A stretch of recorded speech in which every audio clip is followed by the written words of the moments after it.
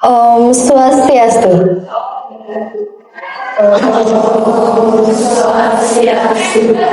Assalamualaikum warahmatullahi wabarakatuh. Shalom, nama budaya, salam kebajikan, salam sejahtera bagi kita semua. Yang kami hormati Ibu Kadek Kenny Dewanti SPD, serta teman-teman siswa-siswi SMP Negeri 2 Ubud yang luar biasa. Puji syukur kita panjatkan kehadiran Tuhan Yang Maha Esa. Karena berkat Beliaulah kita dapat berkumpul di kegiatan yang super seru dan pastinya bermanfaat ini, yaitu Pelangi Remaja. Pelangi Remaja adalah singkatan dari Peduli Langsung Informasi Reproduksi Masa Remaja. Di sini kita akan mengobrol santai, menambah ilmu, dan yang pastinya menghilangkan rasa malu untuk membahas hal-hal penting seputaran menstruasi, HIV/AIDS, dan kesehatan reproduksi remaja. Tenang saja teman-teman, tidak ada jawaban benar atau salah, tidak ada yang perlu ditakuti, karena hari ini kita akan belajar bersama dalam suasana yang aman dan menyenangkan. Tanpa berlama-lama lagi, langsung saja kita mulai ke sesi tanya-jawab.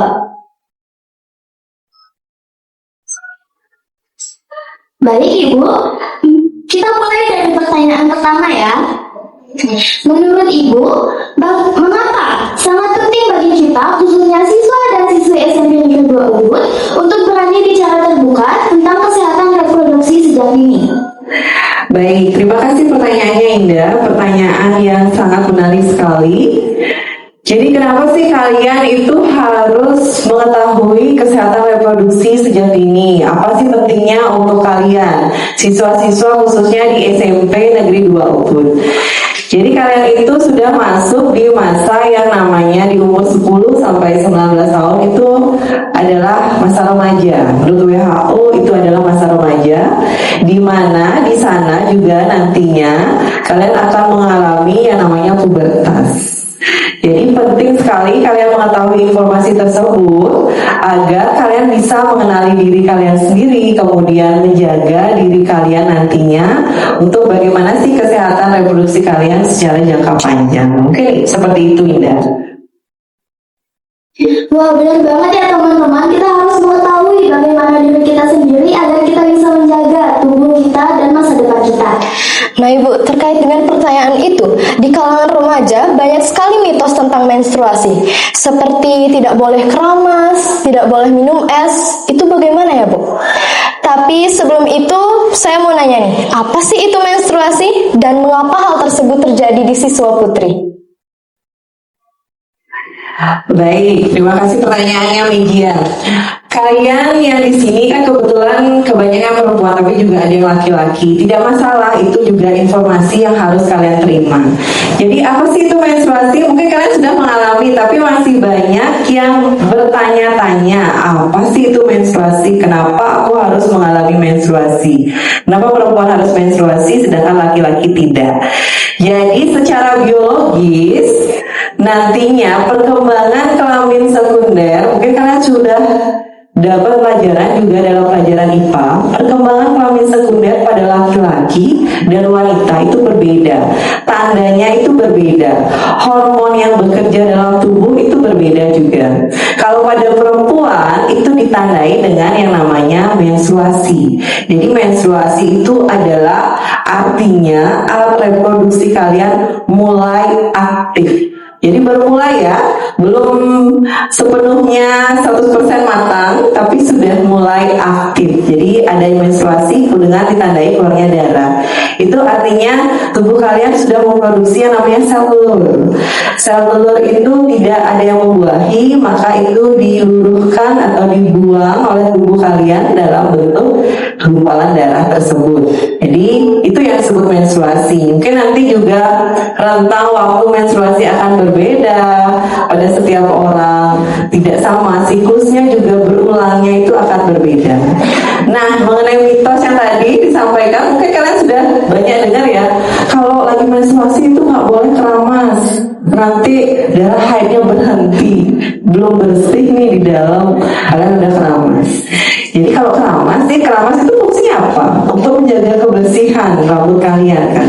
Jadi tidak ada kaitannya sebenarnya dengan proses menstruasi itu sendiri.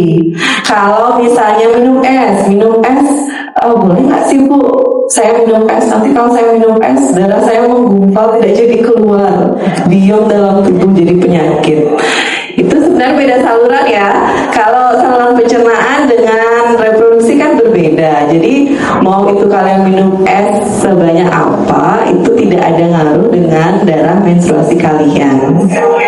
Ya, jadi itu semua hanya mitos, tapi banyak berkembang di masyarakat, jadi menjadi ketakutan bagi kalian karena kalian nggak berani nanya sama siapa dong saya nanya, itu hal yang tabu.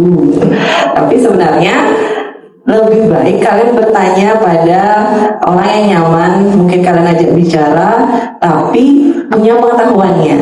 Jadi kalau tanya di Google, di internet kan banyak tuh, tapi belum tentu benar. Itu yang perlu diperhatikan ya. Baik, terima kasih. Itu yang mungkin yang bisa Ibu jawab untuk pertanyaan media.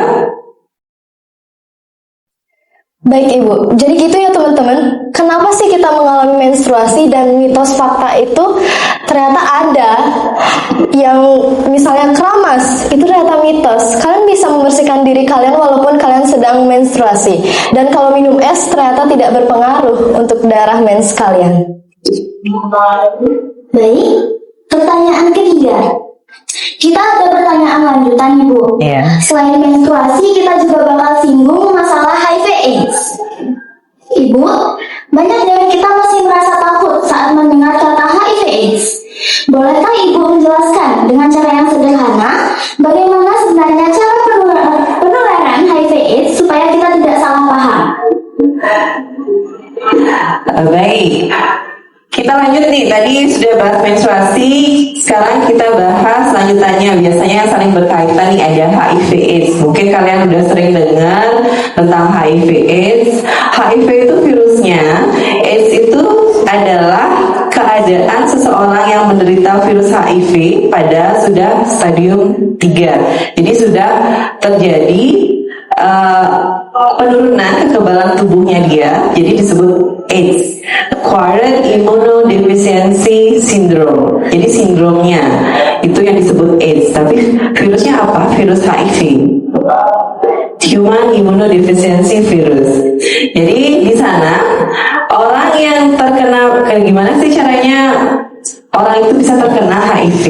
Yang pertama, mungkin yang paling kalian sering dengar itu adalah seks bebas. Jadi seks bebas, kita tidak tahu kesehatan orang yang diajak melakukan hubungan seksual sehingga nantinya bisa terkena itu.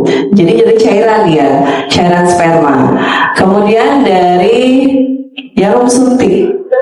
Jadi pengguna narkoba itu kan biasanya saling bertukar jarum suntik, tapi kita tidak tahu orang yang diajak bertukar itu punya virus HIV atau enggak, orang yang terkena HIV atau tidak, itu biasanya. Kemudian bayi yang dilahirkan dari seorang ibu yang menderita HIV/AIDS itu juga bisa terkena langsung HIV/AIDS. Itu yang kasihan sebenarnya. Jadi dari cairan-cairan tubuh itu, dari transfusi darah itu juga bisa, tapi bukan berarti kalian takut transfusi darah ya. Asal transfusi darahnya itu menggunakan jarum suntik yang higienis, itu tidak masalah. Kemudian dari tato mungkin juga kalian bisa, itu karena masuk lapisan kulit yang terdalam. Jadi dari situ penularannya. Banyak informasi yang mungkin kalian dengar itu bisa jadi kurang tepat. Tapi yang jelas, bagaimana cara penularannya dari cairan yang tadi, cairan sperma, kemudian cairan darah, kemudian ASI, itu yang bisa menularkan secara langsung. Jadi kita bisa terkena HIV/AIDS. Mungkin itu. Ada pertanyaan lanjutan? Ada Bu, terkait dengan HIV/AIDS. Kalau di lingkungan sekolah atau pertemanan, bagaimana sih cara kita sebagai siswa menunjukkan sikap peduli dan mendukung tanpa melakukan diskriminasi terhadap orang yang terdampak HIV/AIDS? Oke. Baik. Sekarang gimana sih cara kalian toleransi dengan orang HIV/AIDS? Kalian kan tadi sudah tahu dari cairan apa sih kita bisa tertular. Jadi bisa kita lihat kalau kita hanya duduk berdekatan dengan orang itu, bersalaman atau mengobrol, itu ternyata tidak menular. Jadi respon kita gimana pada orang yang HIV/AIDS? Harus ada rasa toleransi dalam diri. Jadi kita bisa tetap berteman dengan orang yang terkena HIV/AIDS. Jadi tetap merangkulnya, tetap menjadi temannya, tidak menjauhi. Itu sudah menjadi langkah awal kalian untuk tetap bisa mentoleransi orang yang terkena HIV/AIDS. Karena kita nggak tahu kan dia kena HIV/AIDS-nya dari mana. Misal jadi dia memang dari lahir terkena itu bukan hal yang dia inginkan. Tidak ada yang ingin terkena HIV/AIDS. Jadi langkah pertama kita ya dengan tidak menjauhi, dengan tidak memusuhi, tetap berteman dengan orang tersebut, itu sudah langkah awal yang sangat baik. Nah Ibu, sekarang kita mau minta saran dari Ibu. Di usia remaja ini kan rasa ingin tahu kita itu sangat besar sekali ya teman-teman. Apa saran Ibu agar kami tetap bisa berteman dengan siapa saja, tapi tetap punya batasan yang kuat untuk menjaga kesehatan reproduksi? Baik, di masa kalian sekarang ini kan lagi di masa alat reproduksinya mulai aktif, hormonnya mulai bekerja, kemudian nanti akan banyak rasa cemas, mood yang berubah-ubah, emosi yang mulai bergejolak, itu karena salah satunya dipengaruhi oleh hormon. Gimana sih cara kalian tetap berada di lingkungan pertemanan yang positif? Itu yang harus diusahakan. Jadi kalian harus berani mengatakan tidak pada hal-hal yang berbau negatif. Itu yang pertama. Tanamkan pada diri kalian berani mengatakan tidak pada hal-hal yang berbau negatif. Jadi memastikan lingkungan kalian tetap berada di lingkungan positif. Karena kenapa? Karena efeknya hal-hal yang berbau negatif itu efeknya juga kepada diri kalian, pada masa depan kalian. Perlu diingat, kalian ini masih umur berapa? Masa depan kalian masih panjang. Kalian masih mau sekolah kan? Oke, masih mau sekolah, masih ingin meraih cita-cita. Jadi langkah pertama itu harus menguatkan iman pada diri untuk mengatakan tidak pada hal-hal yang berbau negatif. Bisa berpikir 2 kali, ajakan teman ini bagus atau tidak untuk kita di masa depan. Itu jadi harus dipikirkan secara lebih matang, walaupun kalian sering terbawa emosi. Yang kedua, carilah informasi yang benar. Jadi seringkali mungkin kalian mencari informasi pada orang yang pengetahuannya belum untuk hal tersebut. Karena kalian menganggap tabu untuk bertanya pada orang tua, tabu untuk bertanya pada guru. Itu hal-hal tidak masalah bertanya pada orang tua atau guru, karena kita sudah mulai terbuka tentang kesehatan reproduksi itu. Jadi dari awal kalian sudah harus tahu, daripada kalian mencari di internet tetapi menemukan hal-hal negatif yang informasinya belum tentu benar. Itu ya, jadi pintar-pintarlah mencari informasi di era digital ini, dan pintar-pintarlah menguatkan iman kalian untuk mengatakan tidak pada hal-hal yang berbau negatif. Oke Ibu, kita sebagai remaja nih biasanya kan melakukan kegiatan-kegiatan yang belum kita tahu nih sebenarnya resikonya apa. Jadi kebiasaan apa saja sih yang sebenarnya dianggap sepele oleh remaja, padahal sebenarnya punya dampak besar untuk kesehatan organ reproduksi kita ke depannya? Baik, itu bagus sekali ya pertanyaannya. Kebiasaan sepele yang mungkin kalian lakukan tanpa kalian ketahui ternyata berefek kepada nanti kesehatan reproduksi pada masa depan. Yang pertama mungkin ajakan dari teman-teman, misalnya kalau yang laki-laki yang merokok, perempuan pun tidak menutup kemungkinan mungkin diajak keren-kerenan dengan nge-vape, dengan merokok itu, karena saat pada rokok maupun pada vape itu bisa menyebabkan kerusakan pada organ. Tidak tidak hanya organ pada paru-paru, tapi juga bisa berefek pada organ reproduksi. Entah itu nanti pada pembentukan sel telur atau pembentukan sperma pada laki-laki. Jadi jangan dikira hal yang sepele, merokok itu kan cuma paru-paru nih, nggak bakal ngefek ke hal yang lain. Tapi itu merembet ke organ reproduksi juga. Kemudian yang kedua, kalian lagi suka scroll TikTok, kemudian sampai malam begadang, itu juga tidak baik untuk kesehatan kalian. Dari kesehatan tubuh aja sudah tidak baik, apalagi nanti kalau terus-menerus dilakukan, kesehatan reproduksi juga akan berdampak. Minum minuman yang berasa, yang berwarna, karena sepertinya lebih bisa melepaskan dahaga dibandingkan dengan nantinya minum air putih. Itu juga berefek karena zat-zat kimia yang nanti terakumulasi di dalam tubuh kalian itu juga bisa berefek ke organ reproduksi. Nanti khususnya nih pada perempuan, pada saat menstruasi, tolong diingat kalian tetap harus 3-4 jam sekali itu harus mengganti pembalut. Baik itu nanti pembalutnya isi darah atau tidak, tetap harus diganti karena itu sudah ada bakteri yang di sana, ya. Jadi biar tidak terinfeksi. Itu salah satunya. Mungkin itu kebiasaan sepele yang sering kalian lakukan, yang kalian anggap tidak akan berefek apa-apa di masa depan, tapi ternyata di kesehatan reproduksi kalian itu sangat memiliki andil besar nanti di masa depan, ya. Tolong diperhatikan, dijaga kesehatan kalian masing-masing. Nah Bu, topik kesehatan reproduksi sering dianggap sensitif dan bikin kita malu untuk membahasnya. Menurut Ibu, bagaimana cara kami agar bisa tetap peduli, saling mengingatkan, dan saling mengedukasi tanpa merasa canggung? Baik, kalian mungkin masih merasa, aku mau ada pertanyaan nih tentang menstruasi, tapi canggung rasanya, tabu rasanya, ngomong ke guru atau ngomong ke orang tua.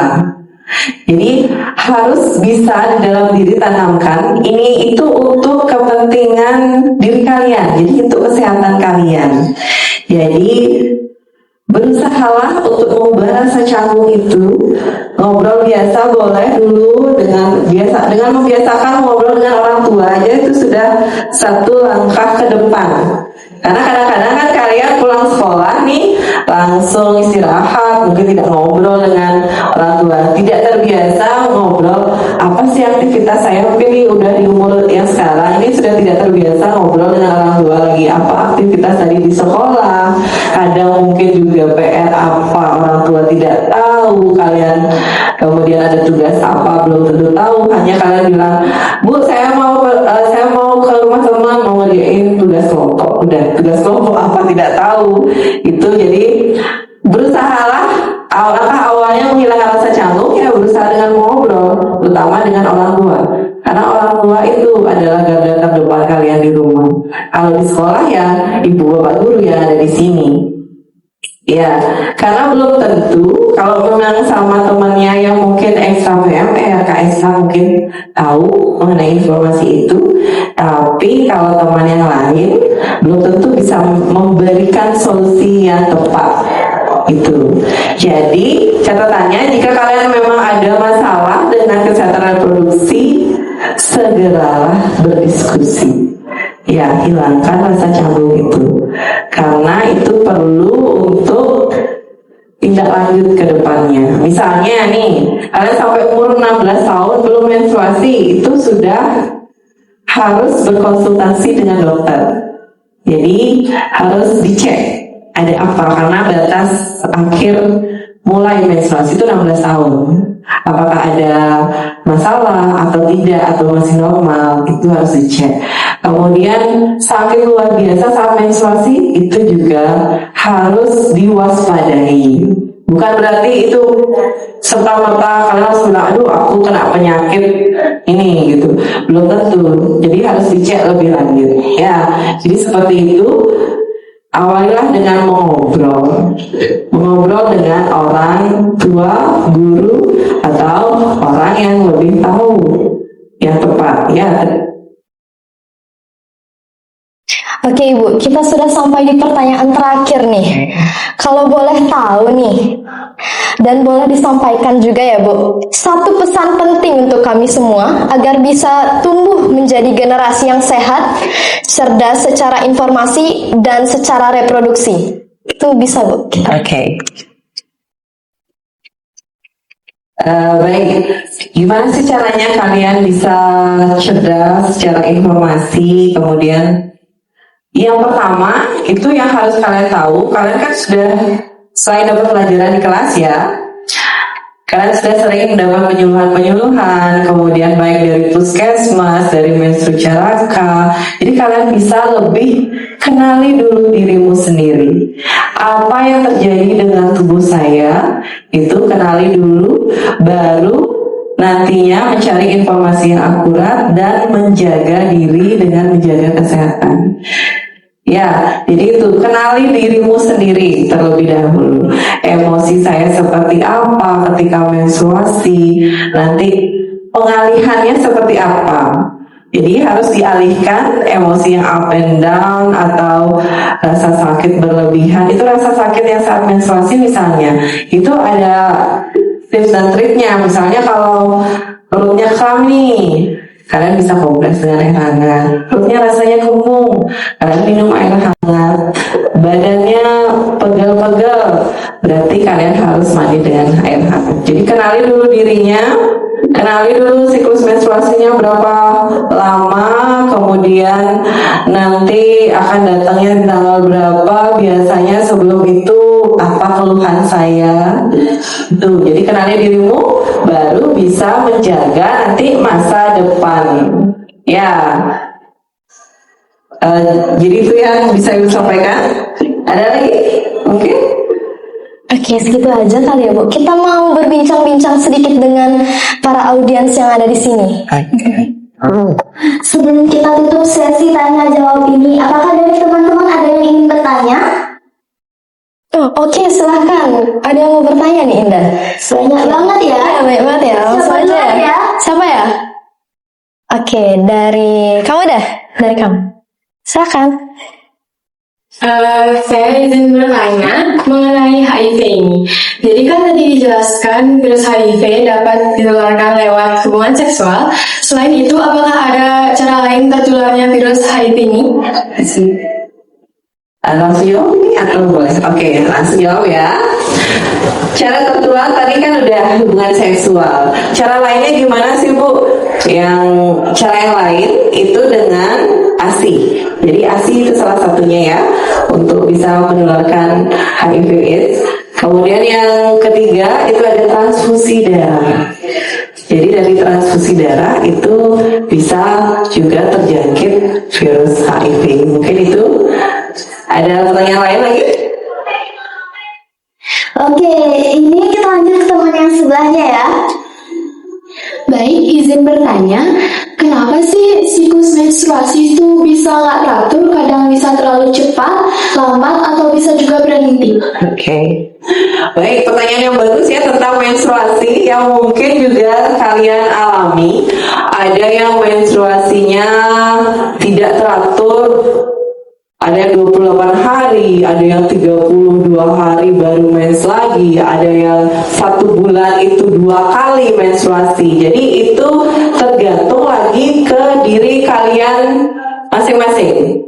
Ya, kembali ke kebiasaan kalian masing-masing. Apakah hormon kalian itu akan dipengaruhi juga oleh stres. Jadi apakah kalian lagi banyak kegiatan, lagi banyak pikiran, itu juga mempengaruhi siklusnya. Selain karena kalian masih di awal menstruasi, jadi kadang-kadang siklusnya belum teratur, masih mencari siklus yang tepat. Misalnya ada yang 28, nanti ada yang 31. Jadi berbeda-beda tiap orang karena hormon, kondisi tubuh, kemudian pengaruh stres juga berbeda tiap orang. Makanya ada yang teratur, ada yang tidak teratur, ada yang sebulan 2 kali. Mungkin seperti itu ya. Baik, terima kasih Ibu. Kita lanjut ke pertanyaan dari teman kita yang terakhir ya. Sebelumnya izin bertanya, apa saja sih tanda-tanda yang biasanya terjadi untuk orang yang terinfeksi HIV/AIDS yang biasanya dianggap seperti penyakit biasa? Baik, untuk HIV/AIDS ini ya, HIV/AIDS itu muncul nanti tandanya itu agak lama. Jadi muncul gejala itu bisa rata-rata itu 10 tahun baru muncul. Tapi ada yang cepat, ada yang 5 tahun, ada yang 4 tahun. Jadi belum tentu ketika sekarang kalian terkena virusnya, belum tentu langsung kelihatan. Sebenarnya gejalanya sepele seperti demam, kemudian terkena flu lama tidak sembuh-sembuh, tidak kunjung sembuh. Itu seperti gejala sakit biasa, sakit demam biasa. Tapi perlu ketika itu terjadi berulang terus dan merasa orang itu pernah mungkin berhubungan seksual atau pernah menggunakan jarum suntik dari misalnya penggunaan narkoba, itu sebaiknya sih dicek. Karena itu dicek lebih lanjut, itu baru kita tahu apakah dia beneran terjangkit atau tidak. Jadi gejalanya itu muncul sangat lama ya, bisa 5 tahun. Tapi rata-rata dari penelitian rata-rata 10 tahun baru kelihatan. Caranya gimana nanti kalau terjangkit? Ya dengan minum obat. Ya, itu ya Narendra. Oke, terima kasih atas pertanyaannya ya. Luar biasa sekali ya penjelasan dari Ibu Kenny hari ini. Terima kasih banyak kepada Ibu Kenny Dewanti SPD atas ilmu dan pesan-pesan yang sangat bermanfaat. Beri tepuk tangan untuk narasumber dan audiens kita.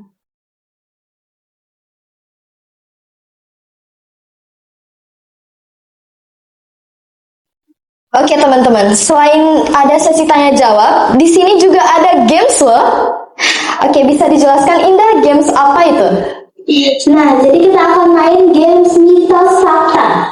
Jadi games mitos fakta ini akan dimainkan oleh 3 orang peserta. Nanti akan ada pertanyaan mitos dan fakta seputaran menstruasi dan HIV/AIDS. Oke, jika di antara pertanyaan yang ada, menurut kalian itu mitos, bisa mengangkat papan mitos. Begitupun sebaliknya, jika menurut kalian itu fakta, kalian bisa mengangkat papan fakta. Kalian ada yang mau nggak main game ini? Yang mau silahkan langsung maju ya.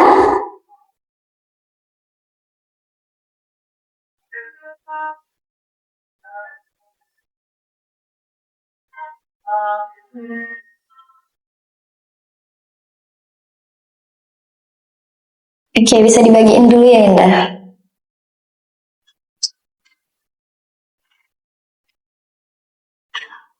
Kita mulai dari pertanyaan pertama ya. Sudah siap? Sudah. Oke, pertanyaan pertama. HIV menular lewat bersalaman atau berpelukan? Mitos atau fakta? Oke, gimana Indah? Jawabannya adalah mitos, karena HIV tidak bisa menular melalui sentuhan fisik biasa. Oke. Yang kedua, HIV menular lewat berbagi alat makanan. Mitos atau fakta? Gimana tuh Indah? Mitos atau fakta? Jawabannya adalah mitos, karena HIV tidak bisa menular melalui makanan atau minuman. Oke, pertanyaan ketiga. Lebih semangat ya. HIV menular melalui darah, hubungan seksual beresiko, dan dari ibu ke bayi. Mitos atau fakta? Oke, gimana Indah? Jawabannya adalah fakta, karena itulah cara utama penularan HIV. Yang keempat nih, orang dengan HIV harus dijauhi. Mitos atau fakta? Oke, gimana Indah? Jawabannya adalah mitos, karena mereka tidak bisa menularkan HIV melalui aktivitas sosial biasa.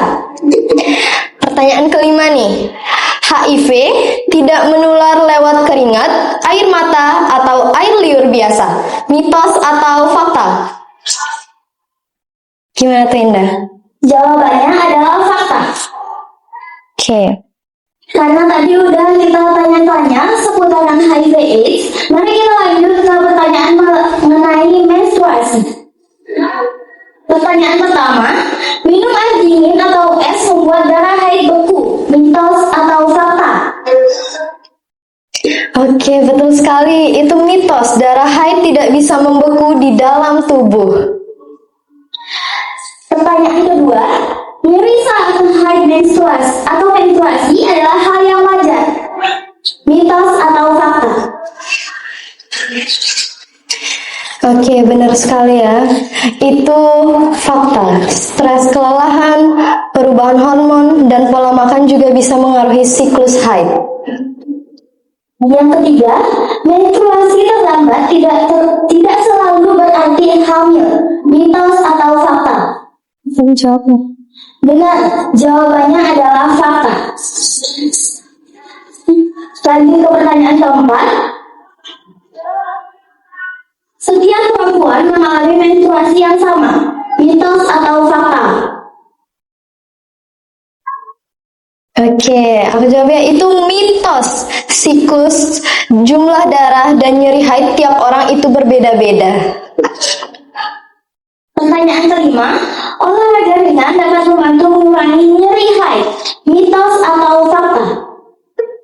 Oke, benar sekali. Itu fakta. Olahraga ringan seperti jalan santai atau peregangan biasa bisa membantu tubuh lebih rileks. Oke, hebat sekali ya bisa jawab pertanyaan-pertanyaan seperti ini. Mungkin kita ada sedikit hadiah ya untuk apresiasi karena sudah mau bermain games bersama kita.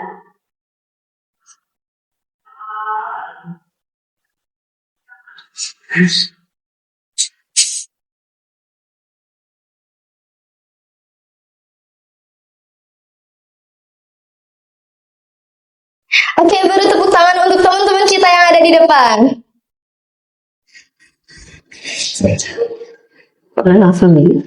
Terima kasih karena sudah berpartisipasi pada games ini. Silahkan kembali ke tempat.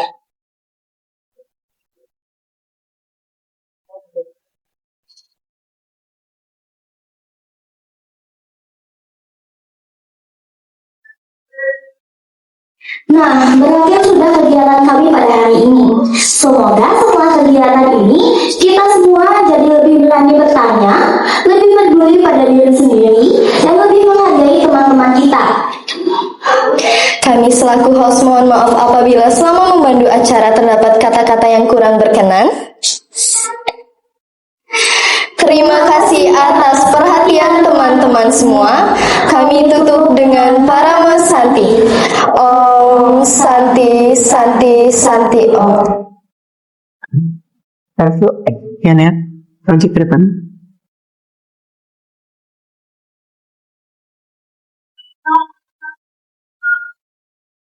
Pelangi remaja, kenal